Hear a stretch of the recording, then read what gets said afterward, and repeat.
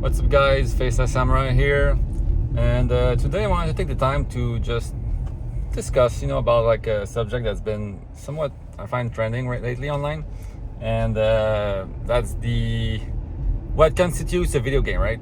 We had the release of Hellblade II the last week, and I see a lot of people, going online. Oh, it's a walking simulator. Oh, it's not really a video game. It's not enough interactive. It's not this. That's the gameplay. Blah blah blah.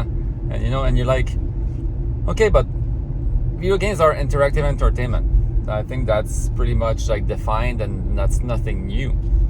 And now I'm trying to figure out where is it that people are complaining, and where is it that people are like not getting it, or what is it that makes some people say, oh, this is a game, this is not a game, according to whom, according to what, I'm almost finished with Hellblade 2, and I play a lot of different games, and I'm trying to understand where is it that people like get stuck and be like, they don't consider this a video game anymore, or it's not video gamey enough for them, or I mean, at the end of the day, video games are just that. Like I said initially, interactive entertainment. So I mean, you have games like, for example, point and click titles, right? If we go back to like Full Throttle, for example, or Grim Fandango, where you don't really, although Grim Fandango is not really fully point and click depending on where you play, but I mean, it's still basic titles, puzzle games, just have stuff to figure out, look around, and mix items together, and just to be able to go forward. And there's a story, and it's a lot about storytelling and puzzles,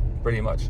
You have stuff like Ninja Gaiden Black, where it's full on action, like blonde girls with big boobs and muscular men like fighting and monsters and blood, and you just don't really care about the story, but the gameplay is like incredible. It's super hard, keeps you on your toes, like you get all the sweaty hands and stuff.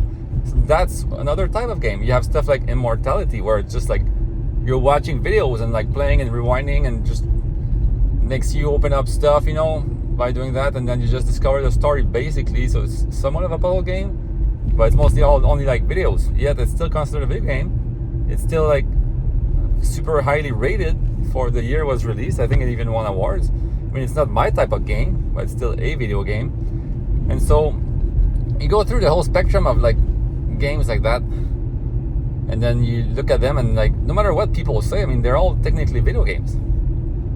And I have a hard time understanding why there's discourse online. I mean, you can all have opinions, but at the end of the day, they're all defined as the same thing. And whatever it is that you think, whatever the reason is that you're trying to bring down something, it's still unfounded, and it's still wrong, just because of what the media is all about. It's all about interactive entertainment, no matter how it's delivered.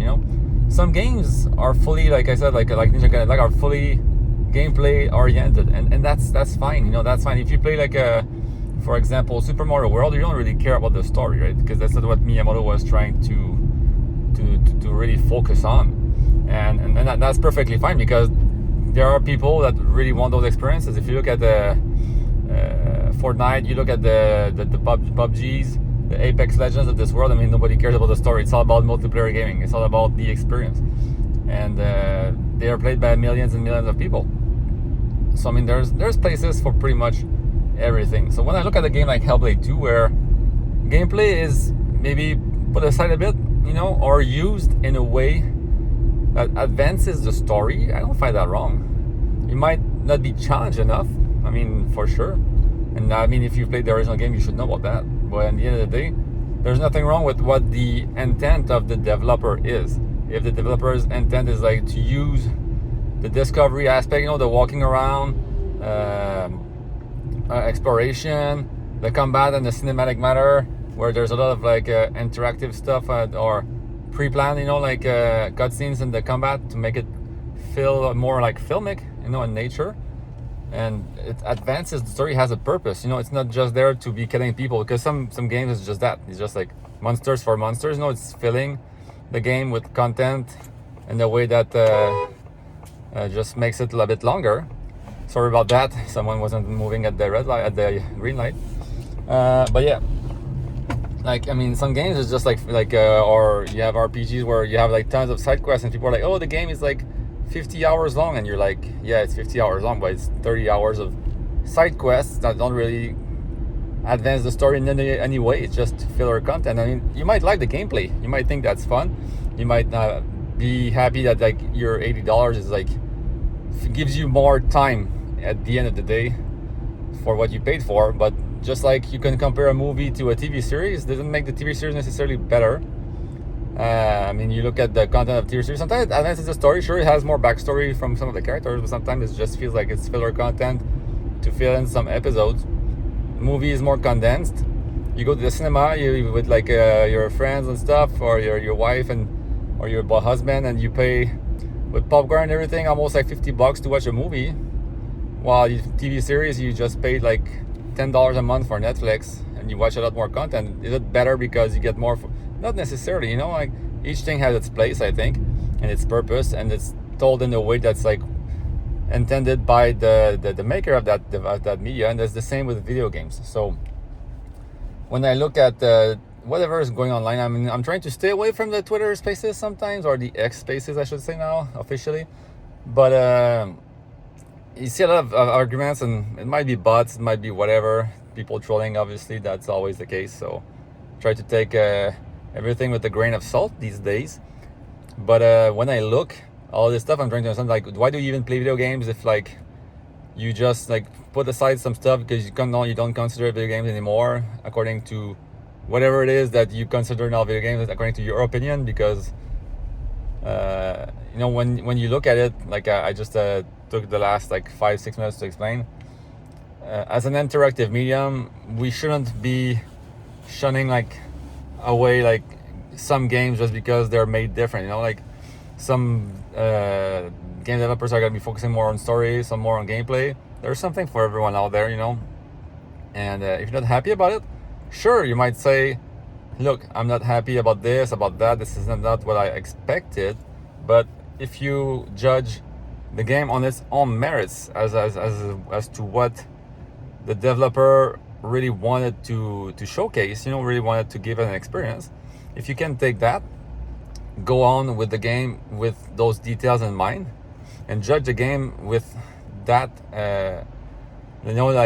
focusing on those aspects as it was intended, as it was made, then you might feel different about it, or you might have a different experience. You might enjoy or appreciate each and every game differently according to what the developer wanted you to see or wanted you to experience. So I think that's critical in this day.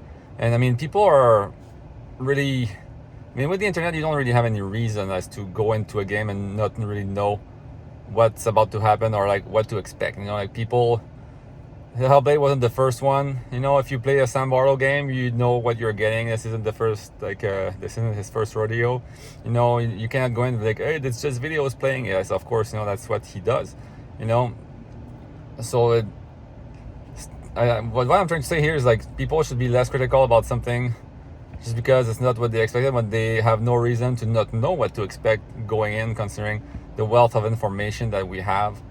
And hopefully it makes some people rethink, because I hate going on Metacritic and just seeing a score like super low because like reasons, this isn't what as gamer we should thrive for.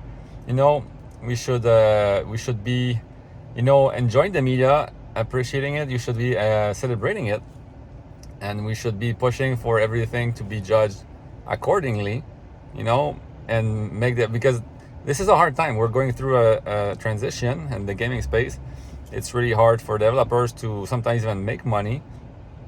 I mean, some are lucky and they're under like the big threes, but for some others, it can be like a make or break moment. And we shouldn't be just pushing negativity all around because reasons, and making developers sometimes, because this stuff, as much as we like to think it stays online, it goes around really quickly in this day and age, and it can have an actual impact on sales of games.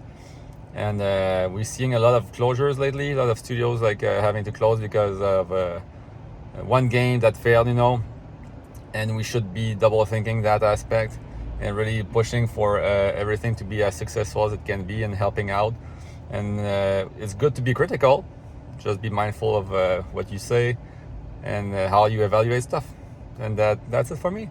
just a little opinion piece here. Hope you guys enjoyed it. If you liked it, please like this video and subscribe and share, and I'll catch you guys in the next one.